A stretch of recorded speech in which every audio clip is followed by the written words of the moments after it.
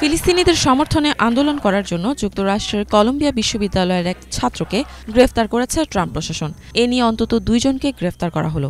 শুধু তাই নয়, নিউ ইয়র্কের এই বিশ্ববিদ্যালয়ে ছাত্রদের বিক্ষোভ ও আন্দোলনকে সন্ত্রাসী কার্যকলাপের সমর্থন হিসেবেও চিহ্নিত করেছে ট্রাম্প প্রশাসন। ওই ছাত্রকে গ্রেফতারের পর কলম্বিয়া বিশ্ববিদ্যালয়ের একটি একাডেমিক বিভাগের নিয়ন্ত্রণ হস্তান্তরের জন্য একটি সময়সীমা বেঁধে দিয়েছে ট্রাম্প প্রশাসন। এদিকে শুক্রবার এক প্রেস বিজ্ঞপ্তিতে হোমল্যান্ড সিকিউরিটি বিভাগ জানিয়েছে, ভিসার মেয়াদ শেষ হওয়ার পরও যুক্তরাষ্ট্রে অবস্থান করার জন্য কলম্বিয়ার ফিলিস্তিনি ছাত্র লিকা কোর্দিয়াকে গ্রেফতার করা হয়েছে।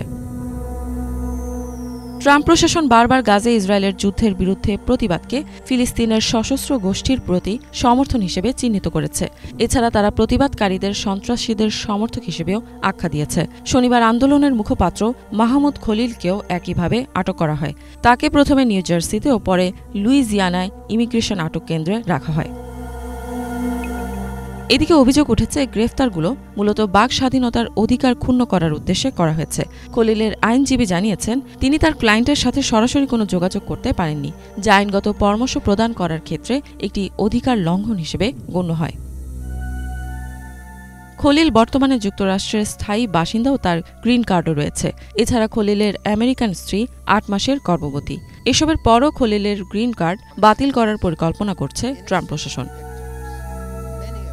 Homeland security secretary Kristi Noem এক প্রেস বিজ্ঞপ্তিতে বলেন, এটি একটি গৌরবের বিষয় যে কাউকে যুক্তরাষ্ট্রে বসবাস ও অধ্যয়ন করার জন্য ভিসা দেওয়া হয়েছে। তবে যখন কেউ সহিংসতা বা সন্ত্রাসবাদকে সমর্থন করে, তখন তাকে এই বিশেষ সুবিধা থেকে বঞ্চিত করা উচিত ও তাকে এই দেশে থাকার অনুমতি প্রদান করা উচিত নয়।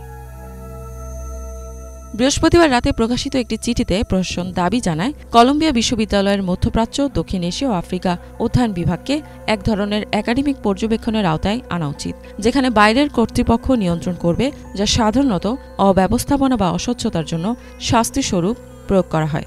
এছাড়া অন্যান্য দাবিগুলোর মধ্যে ছিল বিশ্ববিদ্যালয়ের শৃঙ্খলা বিষয়ক বিচার বোর্ড বাতিল করা ও ক্যাম্পাসে মাস্ক পরা নিষিদ্ধ করা।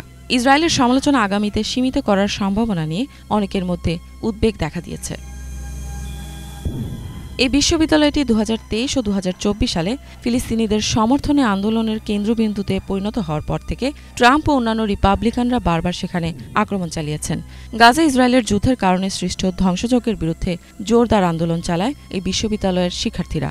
পরবর্তীতে ইসরায়েলের কর্মকাণ্ডকে জাতিসংঘ গণহত্যা হিসেবে তুলে ধরে।